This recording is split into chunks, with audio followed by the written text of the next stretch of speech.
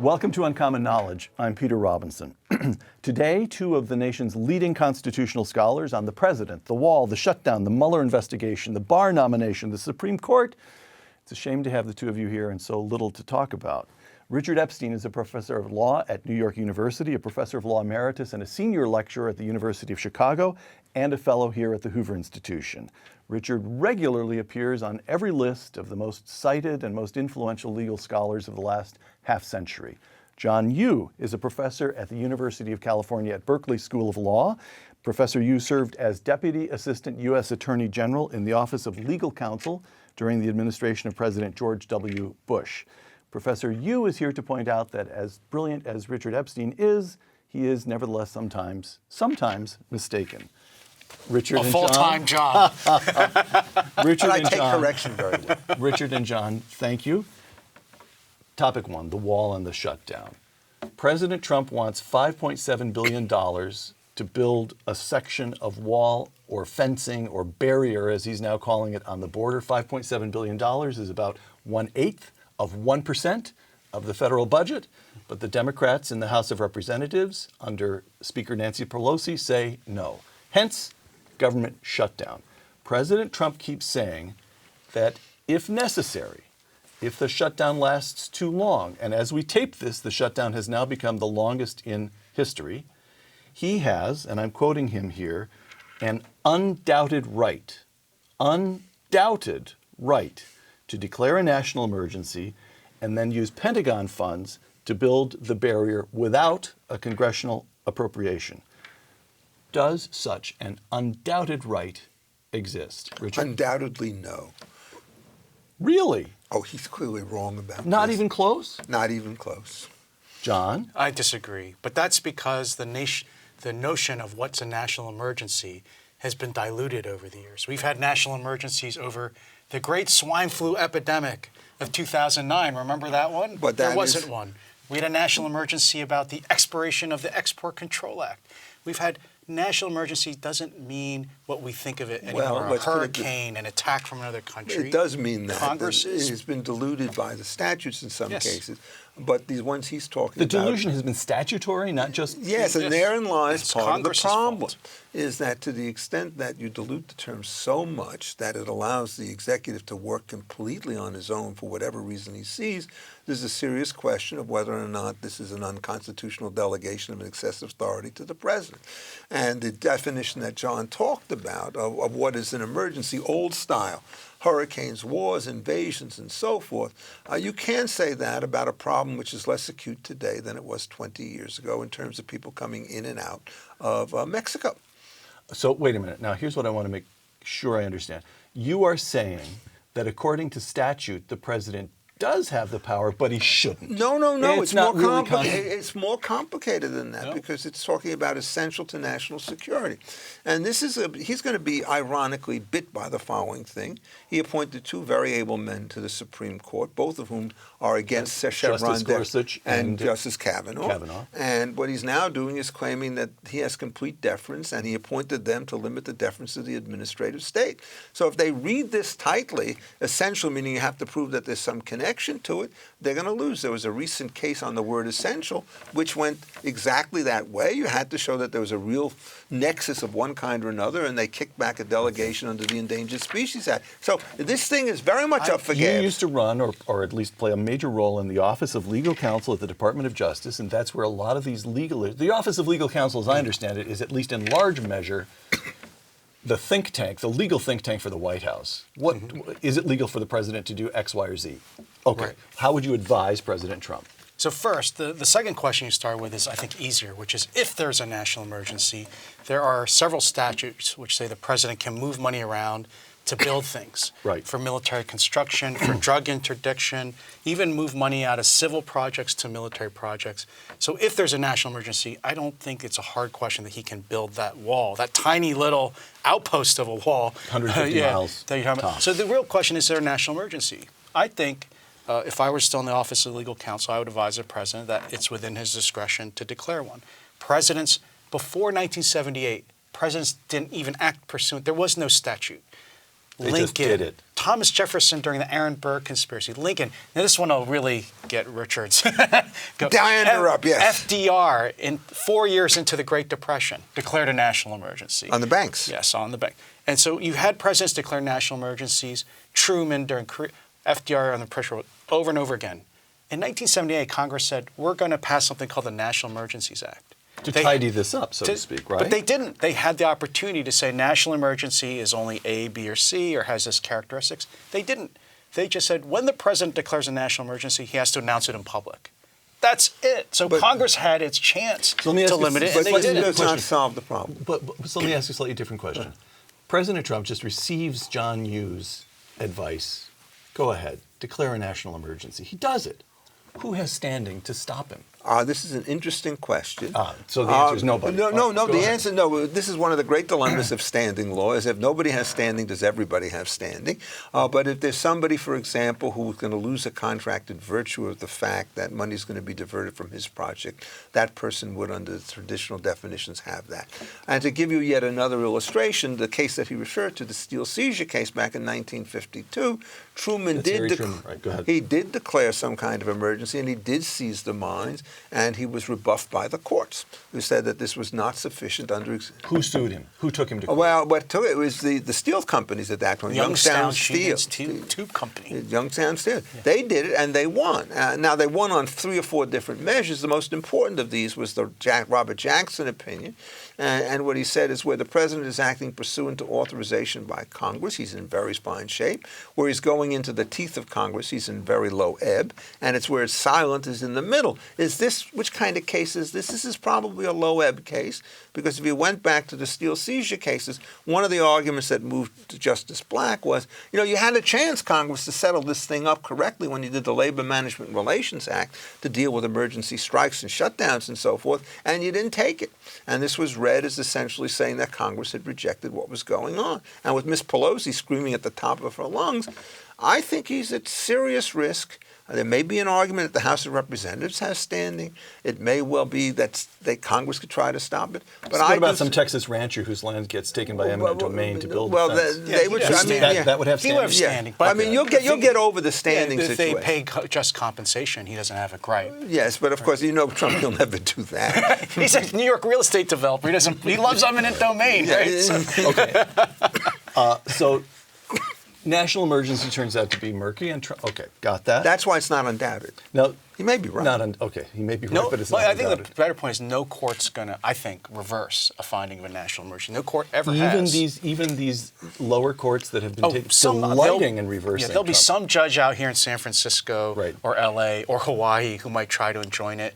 But the Supreme Court, I don't think, is going to allow the lower court judge to say, I'm substituting my judgment about what's going on in the border for what's a national emergency. Unprecedented. That never happened before. Let's remember the Hawaii versus Trump case, where the president was on much stronger grounds, was 5-4. And it easily could have gone the other way.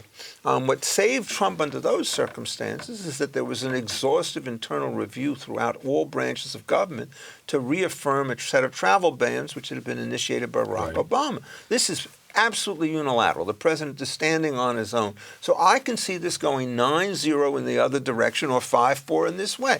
So if you have that... All right, we move along. We move along. Roberts brings everybody to the other side on the grounds they didn't do the proper process. That would be what happened. Larger, slightly wider bore question here. Kim Strassel in the Wall Street Journal reports that this administration, unlike previous administrations when there were government shutdowns, it was Republicans in Congress forcing the shutdown, and the executive wanted to make the shutdown as painful, politically painful as possible. So they slammed shut the national parks, so forth. And in this case, the Trump administration, the administration wants to make it as painless as possible. And Kim Strassel writes in the Wall Street Journal, it turns out that the law provides some useful flexibility when an administration cares to use it. The last continuing resolution, December 21st, I think it was, permits the government to pay bills that would come due within the next 30 days. That gets you through a month. OMB has issued a legal finding that unfunded agencies may continue operations that support necessary or mandatory agencies. So Social Security checks continue to go out. Tax refunds will be paid, all of that. Now, Well, of this course, is a great time to be audited because it won't be happening. Oh. Because John has just put himself top of the list. So, in general, the question is the Trump administration acting lawfully and legally to make this shutdown as painless as it can? Or, which is Kim Strassel's view here, I believe that's fair to say. Or critics are saying, wait a minute, they're just using loopholes. It's up to Congress to appropriate funds. Congress has refused the funds. The government shutdown should be much more obvious and painful. John? So first of all, parts of the government are fully funded, right? Because unlike usual years where there's an omnibus, where all the spending of the government is in one bill, Right. This time, and this is the Republicans in Congress from the last Congress, passed a number of individual appropriation bills. And so parts of the government are funding. It's not a complete shutdown like in the past. By the way, they were reverting to earlier practice. Yes, that's the way it traditionally had been until decades. the 80s, until the Reagan administration, when the Democratic Congress wanted to shove all its spending down President Reagan's throat. They would accumulate all into one bill and dare him to veto it. Right. So we're reverting back to practice. So parts of the government are open. What Kim Strassel's talking about are, Band-Aids in the important areas. You could keep this going on for a few weeks, not even a few weeks, maybe a few days. But the essential functions of government are going to run out. You do need Congress to pass a bill sooner rather than later. So we're in week 3. By week 4, it's going to start to hurt. By the time people see us, next week, TSA agents who are being forced, right, to work without pay are going to stop showing up to work. You're going to start. Yeah, that's when people are. You're starting. The functions can only go on a certain period of time. I've had my paycheck when I was in the government suspended, and I also worked in Congress when Gingrich shut down the government. And it just can't go on that long because constitutionally you need the Congress to refill the coffers, and that's not happening anymore. Now what happens is they've also brought a lawsuit claiming it's the takings to have them work and not pay them. And, this is not an unattractive claim. Getting something for nothing is what the takings clause is to some extent designed to prevent. And, 3 years later, we could resolve that lawsuit in an authoritative fashion. This will not be resolved politically, it will be resolved politically. One of the things I like to say, and this was true about the steel seizure case, this was not a national emergency in the strong sense because there's a lot of steel that had been stockpiled. You can't stockpile services. So if you shut down TSA, the fact that I've got myself 15 tickets... Was that an admiring little nod? You thought I never thought of that before. You can't stockpile services. Yes. That's a good that's the He is good. That was the key finding. If you actually went back on the record, why it is that the steel seizure strike was overrated. I see. See, the way in which these things work is unions get their overtime pay in advance and the companies get their extra supplies, and then it's only when those things start to run down that you get a negotiation. But when they shut down the New York City subway system on January 1st at 9 a.m. it was chaos. Right. And so if this thing goes to the point where those guys shut down, Trump will have As we record this, it's getting on toward a month. So a week, 2 weeks from now, it will really start to I bubble. better not do when I'm in Portland, by the way. I have a personal request to the president. He's got that on his list of all the other ones. Do not strand me so I have to take the train back from Portland to Hoover. Personally. No, in a week or two, it'll be over. I think that this is Would just you care to tell us how it First, ends? they'll reach a deal. This is all posturing. They'll split the money? They won't give them $5.7 billion. The dreamers. The obvious deal is, legalize the dreamers, the kids who were brought here illegally, but as children by their parents, in exchange for X amount of money for the wall. It's just the figure. You are predicting a re-emergence of normal politics. It has to, because both sides are going to start getting blamed. So, right now people are arguing who's getting blamed more. And this is my impression from past shutdowns. At some point, the American people are going to blame everybody. Yes. And then they're going to want to make it. You hear what? Easily This is Shakespeare. A plague on both your houses. Right. William Barr. William Barr served as Attorney General under President George H.W. Bush. He must have been a child Attorney General. Younger. Early 40s. Now President Trump has nominated Barr to become Attorney General once again. 2 items. Listen to 2 items. Item 1. William Barr and Special Counsel Robert Mueller are such close personal friends that their wives have attended a Bible study group together, and Mueller has attended the weddings of 3 of Barr's daughters. Item 2. Last June, William Barr submitted to the Justice Department an unsolicited 20-page memorandum. In the words of the Wall Street Journal, Barr's memo, quote, excoriated special counsel Robert Mueller's inquiry into obstruction of justice by Mr. Trump for firing FBI Director James Comey, saying it is based on a, quoting William Barr, fatally misconceived theory that would cause lasting damage to the executive branch, close quote. Well, if you're a member of the Senate Judiciary Committee listening to William Barr testify, what are you to make of this? On the one hand, he's best buddies with Robert Mueller. On the other hand, on his own, without being asked, he sent in 20 pages attacking Robert Mueller as special counsel. John? So first, it's not surprising they might be friends. When Barr was Attorney General, Mueller was the head of the criminal division under Barr. So, Barr trusted him to actually run all federal criminal prosecutions in the country when he was that baby Attorney General. Mueller is, I think, an admirable guy, a Marine platoon leader in Vietnam. After he'd been head of the criminal division, he went to make money, and he hated it. And so he went back to doing prosecutions as a street-level prosecutor. And he's famous in Justice Department land because if you would call him, he would just answer the phone and say, Mueller, homicide. This guy had been one of the top figures in the Justice Department, and he just went back down to being a ground-level prosecutor. So a lot of people in the Justice Department world really admire Mueller, including Barr. The second point is I agree with Barr. And you too. I do too. You find him an admirable. I think he's an admirable guy, and I think the administration would be wise to let him complete it. But the second point is I fully agree with what Barr said in his memo.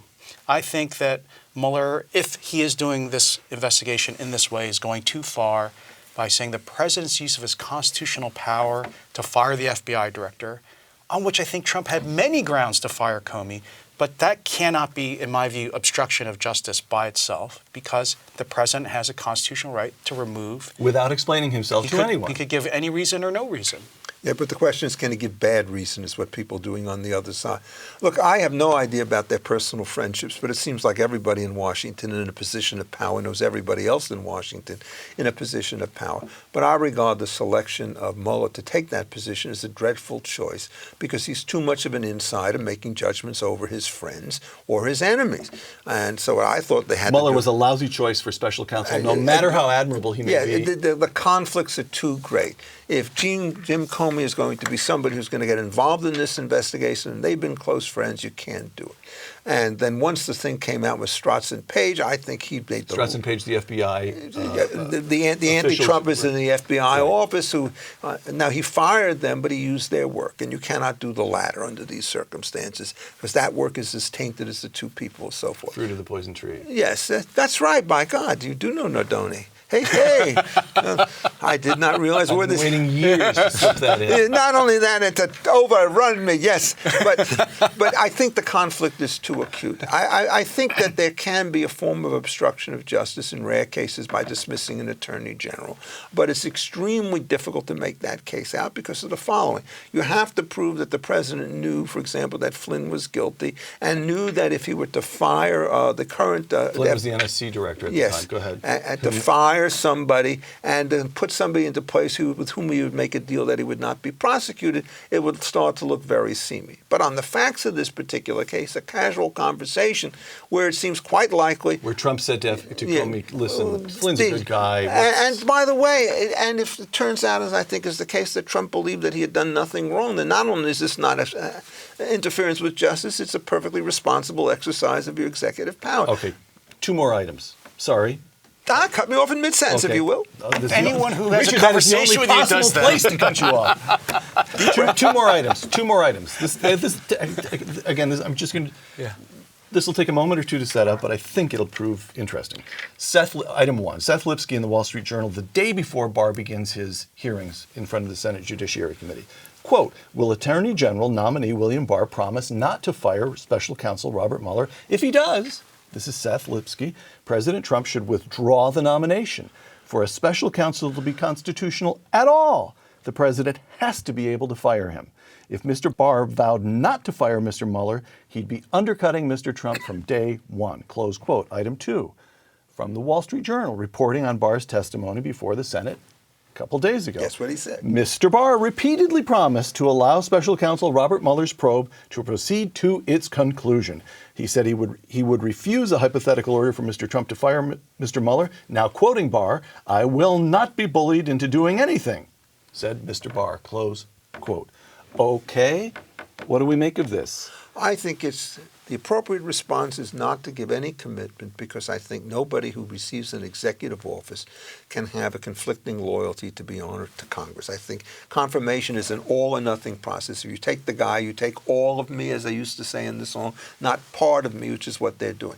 But on the other hand, So you're with Seth Lipsky? No, I'm not with Seth Lipsky for the following reason. He doesn't have to say it. It is perfectly clear that an effort to fire Mueller at this particular point in the time is suicidal. And my political... For Trump. Politically suicidal. And not only that, the guy seems to have nothing in the cupboard. And so the real question is, if you want to fire this guy, he's going to blab in all sorts of no's. Well, let him file a report. The interesting story today, which you did not report, is will Barr make this report public once it comes out? I think the answer is he has to make it public, because my guess is that the cupboard is bare. I have no doubt that the Russians are collusively horrible in anything they do, but collusive with Trump, I don't think they've gotten near to doing anything. And there are a lot of other people who try to find that connection as well. John? So I agree almost fully with Richard. So Jesus. stop the clock, stop the tape. Let's record this moment in your little book with all the signatures and of the guests. So 2 points. One is, I think Richard's right that actually if Trump were smart and Barr were smart, the best thing to do would be to let Mueller finish the report.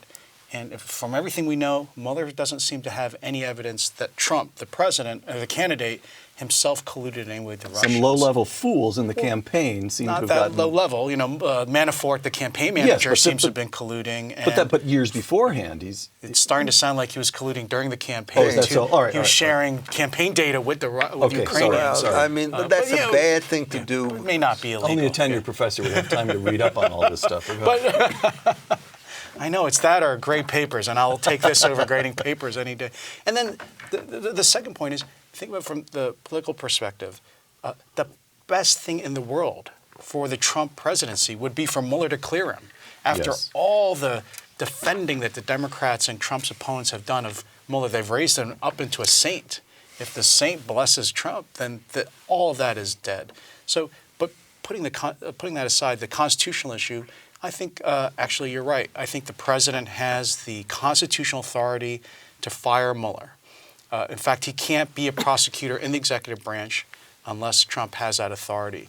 Now, Barr can say, I'm not going to carry out that order. Then you fire and then Barr. Trump fires Barr. So we go or right Barr back to resigns. Richard Nixon. And Well, then the question is, we don't have Bob Bork to kick around anymore. Because that's how he got into that office, when everybody ahead of him resigned and said, Bob, you have to stay and we'll defend you from manning the ship, and then they double-crossed him. All right. But, okay.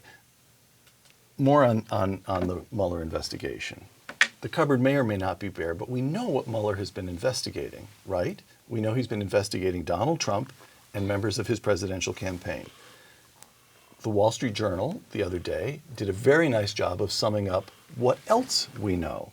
We know that the Hillary Clinton campaign and the Democratic National Committee hired Fusion GPS, which hired an intelligence gun-for-hire Christopher Steele to write a dossier on Trump's supposed links to Russia. Mr. Steele fed that uncorroborated document to the FBI, and the FBI relied almost exclusively on the unproven Clinton-financed accusations to obtain 4 FISA warrants. Mr. Mueller seems uninterested, close quote. Now, you may say that it's nobody but Fox News pounding away on this, but that's the Wall Street Journal, and there are 62 million Americans who voted for Donald Trump. And I put it to you that what we see with the Mueller investigation proceeding and a total lack of interest by the Democrats, by Mueller, and the mainstream press in known and grave violations, that the FBI went to a FISA court using trumped-up evidence paid for by the opposing presidential campaign is outrageous. Well, I think you're understating. Serious damage has been done to the sense of justice at the highest level. John, I'll come to you in a moment because I can see you're ready to go. He's geared up. with you. He's geared up. You are? In that case, you wait. No, the problem is, Go ahead. as someone who worked in the Justice Department and had a lot of faith in the people who worked there, I was shocked to read all of these It things. takes a lot to shock John No, Yoo. I mean, I hang out with Richard all the time. I'm never shocked. But this shocked me. And on the Mueller really investigation, bad stuff. Now look, going on. this is not within the ambit of Mueller's investigation. So to correct all this has to be through other proceedings. And look at the rogues gallery of the people responsible, who I think were misusing Justice Department resources to try to affect an election, and did what you're never supposed to do, is launch these things to affect a presidential campaign. And that's like the third rail in prosecutorial ethics. And so look at all the people involved. Comey, he's gone, he's fired. McCabe, his deputy, he's been fired.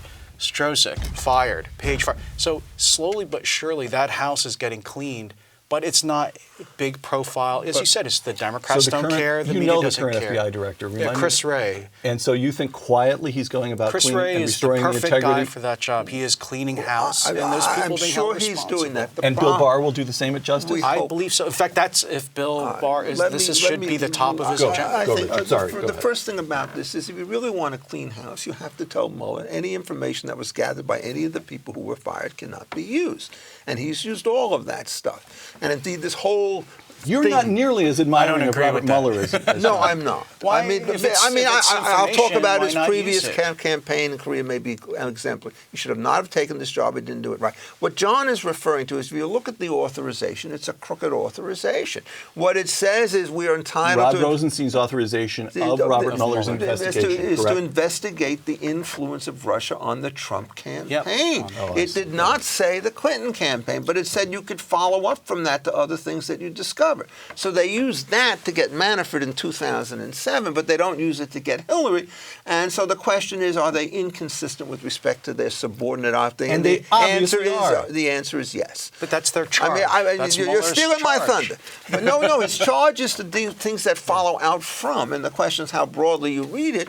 But if it turns out that you now know that all the documents that were used in order to launch this investigation were obtained in dubious fashion, understand why they did this, by the way. They got several warrants on the basis of stuff that wasn't very good. Then they want to continue the investigation.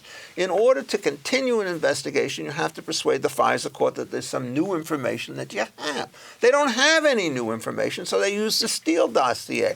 And they try to obscure it by saying, well, this is not the only thing that was involved because of all the other stuff that we had presented with respect to the earlier thing. But this was the do-or-die document. If you ever look at that particular document... It's garbage. It looks like foolscap. It looks like a sixth grader writing something about his ex-girlfriend or something. It's juvenile. And you can't believe that document on the face of the record, even if you knew nothing else about the background, just looking at the way it's set on the paper.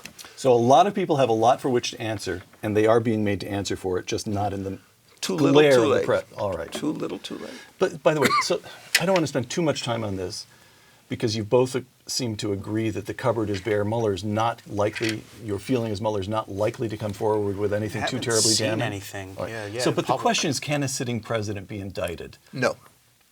I don't think so either. Oh, I thought that was a more interesting question than the two of you think. Oh, it is a very interesting question, But it's for other one-sided. people. It's one side. No, I think He could be the impeached. evidence is pretty clear. Oh, really? From the framing, this was a question actually that came up during the ratification of the Constitution, and Hamilton said in the Federalist Papers, well, first you impeach him and then you indict him, but you don't do it the other way. I see. Look, let me explain. And it would never happen because the and let me president explain- is in charge of all the No, prosecutors. let's explain why. He could say, don't indict me. This is the king can do no harm. That's the sovereign immunity point. But the difficulty is, for impeachment, there's only one body that can do it. If you assume that the president cannot fire everybody who's against him, you've got how many district attorneys out there, and you could have 30 people in 30 different districts indicting him. Then you could have guys from the state who are underneath his control bringing suits against him in state court for indictments of this, that, or the other thing. You can't run a country that way. And so what you have to do is to centralize the process. And then once he's out of office, you don't have the impediments to office that come from multiple indictments, and then everybody can go after But wait, him. so your argument is not only that he may not be indicted at at the federal level, your argument is that the Attorney General of New York can't indict him. No, clearly not. Clearly not. Oh, Not for his actions as president. Yeah. I see. He Okay, could be indicted okay. for things he did before president. As a sitting president, No, he could be indicted? You'd have to wait to do the trial until No, after you see, he the leaves point office. is, I don't even think it's the trial. The only thing I think you could do if you want to bring even a civil suit against the president And that's Clinton is to versus get Jones. two things. You get an Paula order Jones to case. preserve documents, and you could get an order to suspend the statute of limitations. I thought That's it. I you just I have to thought wait. that you should not have allowed the deposition of Bill Clinton. I see. Because You my don't view get to is, depose a sitting well, I think president. it's more dangerous in deposition than it is at trial, and everybody else who's a lawyer tends to agree. And after all, what was he impeached for, right? Lying Putting under that oath during aside, that I think deposition. the greatest TV moment in the history of mankind with the highest ratings will be when Mueller deposes Trump on live television. Right? More people will watch than the Super Bowl. Well, it's not And gonna then- happen. Then The chances Trump are can matter of say, zero. Trump can say at the end to Mueller, "And now you're fired." That'll be the greatest You're moment in fired. the history of television. All right. Never Boys, Justice Antonin Scalia, in his 1988 dissent in the independent counsel case of Morrison versus Olson, quote, "In the 10 years since the independent counsel was established by law, there have been 9 highly publicized investigations, a source of constant political damage to 2 administrations. The mini-executive that is the independent counsel is intentionally cut off from the unifying influence of the Justice Department and from the perspective that multiple responsibilities provides. Independent counsel statute should be held unconstitutional," Scalia argued, "because governmental investigation and prosecution of crimes is a quintessentially executive function, and because the whole object of the statute is to deny the president exclusive control over an exclusively executive function." Close quote. I know the independent counsel statute is a different matter from the special counsel, which Robert Mueller is a special counsel. Right. Still in all, is not the special counsel Robert Mueller's investigation further confirmation of the wisdom and constitutional correctness of Mr. Justice Antonin Scalia's 1988 dissent? His finest hour, as they used to say. Really? Amazing. I've never gotten you to agree I to know, quite so many usually you argue propositions. with Well, I before. mean, Scalia. but look, I mean, I disagree with Scalia on huge numbers of issues, like everybody else. But I think when he said And I think it went vice versa, yes, too, with you. oh yes, he used to call me Byzantine, in other words. But when he said that but the best line that he ever had was he said, and this is a wolf coming in wolf's clothing. Yes. He got it exactly right. What got this thing on the wrong foot is everybody says that conflicts of interest are dangerous. But the total separation is not the way to handle a conflict of interest, because then you get reckless independence. What you have to do is to manage conflicts of interest, and they used to do that in the Justice Department by setting up special arrangements, weak walls and so forth, between the person who is doing the investigation and the rest of the department. And what happened is the worst opinion on this, the Rehnquist opinion is a pure apologia. He gets everything. Rehnquist, the majority opinion. He wrote a in my time. majority opinion. Upheld the independent counsel. Saying that he's got all sorts of control over them. They have all sorts of control over him. The control they had was gossamer thin. They didn't even get to appoint this guy. It was appointed in a cross situation where justices on the Supreme Court, D.C. Circuit. D.C. Circuit got to appoint these people. I do not believe that cross-branch appointments are constitutional under the Appointments Clause. Do you? You think No, I think highly? you're right. You think highly of Robert Mueller? You think he has duly followed his brief? Yeah. Still in all, do you wish that he had never been appointed? That we just do away with special and independent counsels forever? No, different Yes, guy. but I actually, for a different reason. So you're right. really? One is it disrupts the unitary control of prosecution under the president, which the Constitution requires. But there's another reason, I think, actually. If you don't like Trump, if you're a Trump critic, as is the the two man of who you called are. for his resignation on his first day in office. So if you don't like Trump, there's still a reason why you shouldn't like the special counsel statute. So if you're Nancy Pelosi, in a way, you shouldn't like it either, because what the special counsel statute does, like the administrative state generally, is it transfers the real responsibility in the Constitution, which is in Congress under the impeachment power, and shifts it to some unaccountable, independent agency here, the special counsel or the independent counsel. So Congress washes its hands of the whole thing. They should say, oh, if the president's doing bad things, if he's committing high crimes and misdemeanors, Mueller will take care of it. Right? It's not our job. Actually, under the Constitution, It is. the branch that's responsible for controlling the president's abuses of power is the House under the impeachment power, and the Senate can remove him. But we don't talk about it that much because everyone's so focused on Mueller. That's just like the way our government works in lots of other areas. the reason why, again, Scalia's opinion was his finest moment is that the special counsel is like the epitome of the administrative state generally and the distortion to our Constitution that's been taking place since the 30s. So get rid of that and make Congress do its job. And there's another way to... Which brings me on, over your left shoulder is a clock. Oh. And you can't see it, but I can. So I'm moving on to the next topic, Richard. Tick-tock, tick-tock. John just mentioned for the first time since the 30s, which brings us on to a brief discussion of the High Court. John Yoo, writing not long ago in National Review after Justice Anthony Kennedy had announced his retirement, but before the confirmation of Justice Kavanaugh. With a fifth conservative justice, John wrote, the last remaining branch of the federal government will have slipped away from liberal hands. A little fast there. They just took the House of Representatives. And 2 of the 4 liberal justices on the court are in their 80s. Ruth Bader Ginsburg and Stephen Breyer. But he's healthy. For the first time in about 8 decades, the country may have a truly conservative Supreme Court. Justice Kennedy is gone. Justice Kavanaugh is in his place. Do we have a truly conservative Supreme Court? Not if we have Chief Justice John Roberts. Why? Because on the 2 What major a thing to say, decisions... Richard. Why? Well, think about the Affordable Care Act and whether or not he was the person who managed to do this, and think about the contraceptive mandates and stuff and the funding. He has both of which were upheld by the court. Both of them were held by the court by John Roberts. Only because of his vote. Only because of his vote. So I think, in effect, no. Roberts is a different kind of conservative. He's a don't-rock-the-boat kind of guy. He's not somebody like Gorsuch, who has a very strong ideological conception of what the original founding period wanted and was prepared to do it. Sometimes they'll get together on particular cases, sometimes not. There is no question that Roberts was to the right of Kennedy by some respectable but not huge margin. It's also the case, by the way, that people will be surprised by Kavanaugh, because I think he's probably a bit further to the left than people actually think. I don't regard him as to the left of center, but more so. And Gorsuch has a very strong anti-government streak in him, which has been evidenced by his willingness to write opinions on various police cases in which he gets the concurrence of one Sonia Sotomayor. So there are so many issues and so many cross currents that methinks thou speaks too soon to say it's going to be a solid court. It's very clear that I think Ruth Ginsburg will not be able to serve for health reasons for perhaps... We come to that in a moment. But that would change it. Your words, truly conservative Supreme Court. I tend to have a more optimistic view of Chief Justice Roberts, although I was very disappointed in the Obamacare cases where he joined the liberals to uphold... So can I...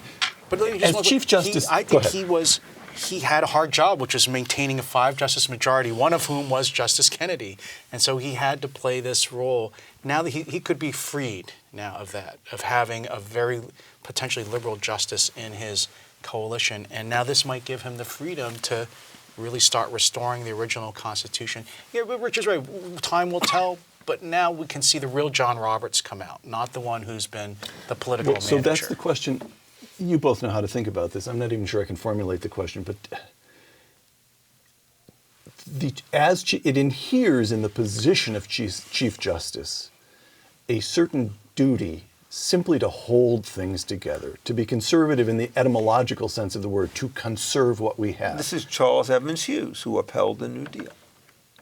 And who was a conservative jurist? Yes, but for conservatives, he was the one who brought the whole thing down. Yes, in the end. Basically, what happened. I guess what I'm asking is, how much intellectual slack do you cut the Chief Justice? So I don't, but most political scientists say, "Oh yeah, he's the Chief Justice. He has to be concerned about politics and wherever." I think, I hope Richard's with me on this, I think a lot of conservative scholars would say, no, just call the balls and strikes. Stop worrying about what President Obama is saying about you or Senator Leahy. Just say, is this constitutional or not? Let the politics take care of themselves. But Hughes had a point. If the court had not backed down in the face of the overwhelming political support that FDR had... We could have 15 justices on the Supreme Court. Exactly. No, they lost the packing fight before this. But that's what Hughes lost. I think you're wrong about this. Let me explain why. I'm just asking the question. I know, but with a certain degree of confidence, which is undeserved. In Richard's mind, you're wrong just for asking. No, I mean, Hughes was on the court twice. He was on between 1910 and 1916 before he got off. That was the good Hughes. That was the early Hughes. All right. But he was not necessarily a good Hughes. The key case on labor relations then was a case called Coppage against Kansas, in which What there year? I've never heard of this 1915. What? You've never Coppage versus kids. 236 U.S. number 1. Oh my God. This is the case which upheld essentially a statute which said that an employer had the right to fire at will any worker and therefore stop mandatory collective bargaining. Hughes wrote a very muddy concurrence on this, which said, I go along with the result on an opinion which is almost incomprehensible. 1930, when the Railway Labor Act comes up, he announces that his concurrence in the earlier case was really the law, and so that there wasn't this strong anti-collective bargaining animus. And then in 1937, he writes the opinion which does it. But remember, the case had been decided by 3 courts down below, 3 circuit courts, all of which unanimously struck down the National Labor Relations Act as beyond the power of Congress. And Hughes turned this thing around. There would not have been a peep, because that statute was immensely unpopular at the time, on that particular issue. There may have been on other stuff, but I don't think the labor statute would have been able to push this thing over the top. I have lost Putting an aside- entire century here. I've got to struggle to bring us back to 2019. Putting aside labor, Hughes ran for president. In Right? He's a political animal. In He's not the 1916. person who should be Chief Justice. All right. And I think Roberts pays too much attention to politics too. And he, frankly, I think Obama, politically beat the hell out of him on Obamacare and got exactly what he wanted. That's why justices should not keep their eye on the politics, because they're going to be easily deceived and beaten by true professional politicians. Back to Justice Ruth Bader Ginsburg, 85 years old. Just a few weeks ago, she had a couple of cancerous growths removed from her lungs. When does it become the duty of a justice to step down? Constitutionally? In Death. your judgment. Death? Death. My view is, I think, in effect, she's reached that point. And that goes for John? law professors The retiring reason too. is I don't believe that she can ever have the strength to sit on the bench and perform her regular duties. She's an old friend. I mean, I wish her well. But I think, in effect, that the cumulative nature of these operations is terrible. If she doesn't get chemotherapy or radiation, this tumor could well come back. If she does get it, it's likely to kill her. So I just don't think she's in a position to work anymore. She's not at oral argument, and somehow they're allowing her to vote on the cases, which is a serious change in Policy. court practice. That I agree. I think that shows she can't do the job and should step down. John Malcolm of the Heritage Foundation, quote, when Neil Gorsuch was the nominee, you were replacing a conservative, Scalia, with a conservative. With Kavanaugh, you were replacing the perennial swing voter, Kennedy, who more times than not sided with the so-called conservative wing.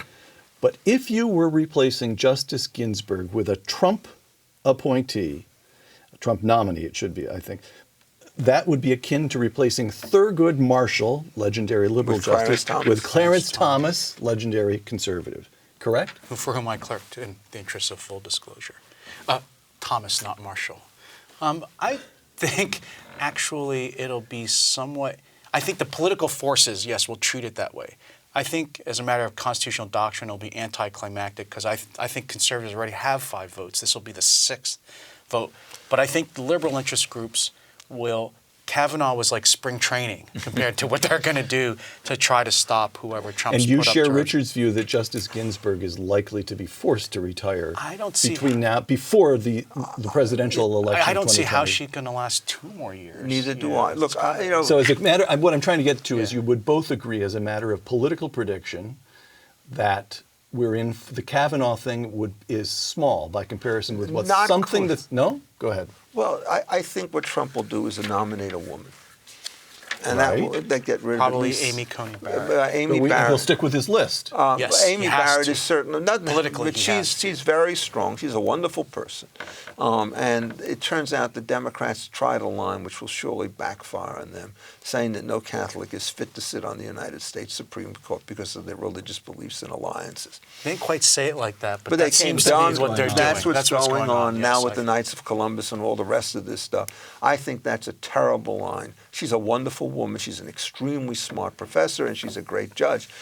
So what's there to dislike? And you can't play the sex card on her. You can't do that for sure. I hope not. This woman has 7 children, you know. Look, the interesting thing is what Two I was telling my liberal friends, all 3 of them, what I was telling my liberal friends, what I was telling my liberal friends is, if you look at Trump's list, Kavanaugh was Explain probably, the list. The list. So Trump. Go ahead. So during the primaries, a lot of conservatives were very distrustful of Trump, and he's running about even with Ted Cruz, I think it was at the time.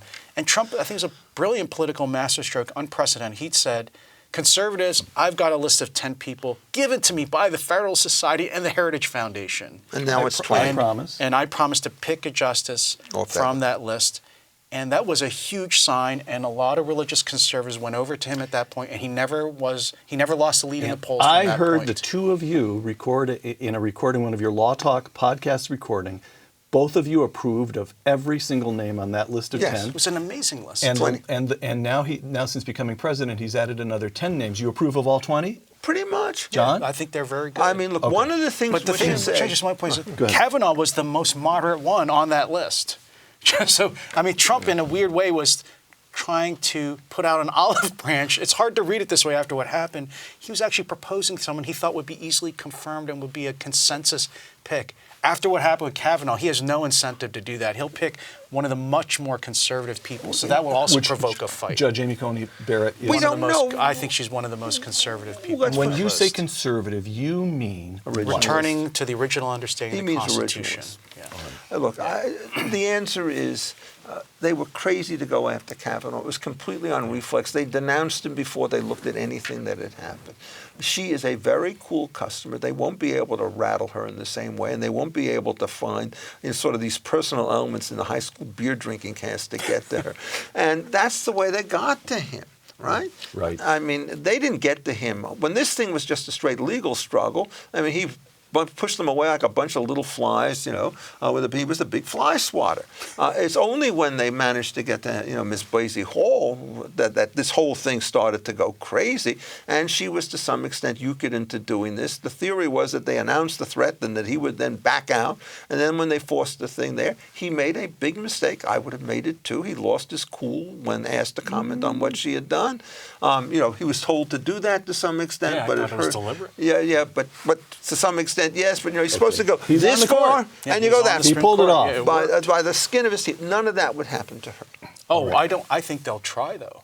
You remember her confirmation hearing in the lower court? No, but they won't work. Dianne Feinstein Yes. said, "Oh, it's weird. I didn't even understand what dogma speaks dogma- loudly to you." Yes, the And I was like, Catholic what the hell does that dogma, even Catholic. mean? That does not work.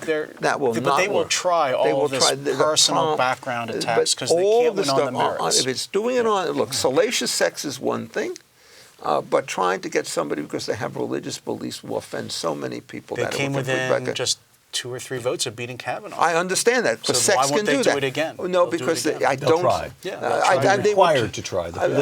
All right. But I don't believe they can do it on religious grounds. Last question, Don't work. gentlemen. In your heart of hearts, are you hoping? It's on the other side for you, Richard. Oh, right. Would you please? This is serious. This is what I do for a living. And this is what we do. If for you Get fun. paid for this? Well, We'll take half of what you get. in your heart of hearts, are you hoping for Justice Ginsburg to step down before the next election, or after the Kavanaugh debacle, would you rather spare the country that kind of battle? I don't think we're going to have any choice.